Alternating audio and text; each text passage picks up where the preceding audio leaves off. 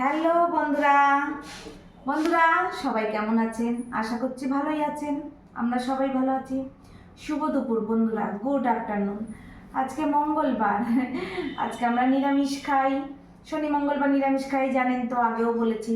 তা আজকে কি কি রান্না করেছি তাই আপনাদের দেখাবো, তাই চলে এলাম। তাহলে দেখেন কি কি রান্না করেছি। দেখেন,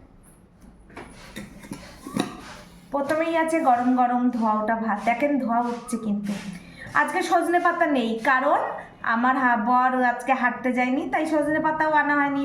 তাই সজনে পাতা নেই ভাতে, শুধু সাদা ভাত, গরম গরম ধোয়া ওটা সাদা ভাত।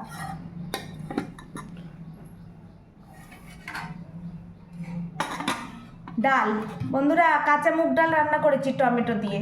দেখেন এই যে টমেটো, আমি টমেটোটা একেবারে তেলে দিয়ে কষিয়ে তারপরে ডাল সোমবার দিই বন্ধুরা, ওই জন্য টমেটোটা গলে যায়। খুব সুন্দর লাগে এইভাবে ডাল খেতে। মুগ ডাল প্রথমে তারপরে দেখেন এই যে কষ একদম মাখা মাখা করেছি। আমার বর এটা খায়, আমরাও খাই অল্প, কিন্তু আমার বরটা বেশি ভালো খায়। তারপরে আছে ঢেঁড়স পোস্ত। এই দেখেন ঢেঁড়স পোস্ত দিয়ে করেছি।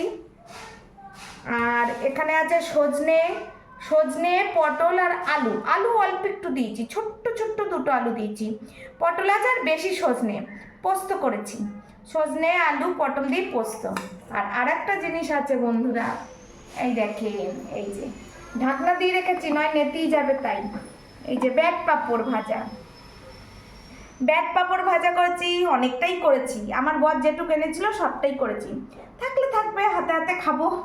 ভালোই লাগে বন্ধুরা, ব্যাট পাঁপড় হাতে হাতে খেতে খুবই ভালো লাগে। এই হচ্ছে আজকে আমার মেনু। কেমন লাগলো আমার আজকে দুপুরের মেনু? অবশ্যই লাইক কমেন্ট করবেন।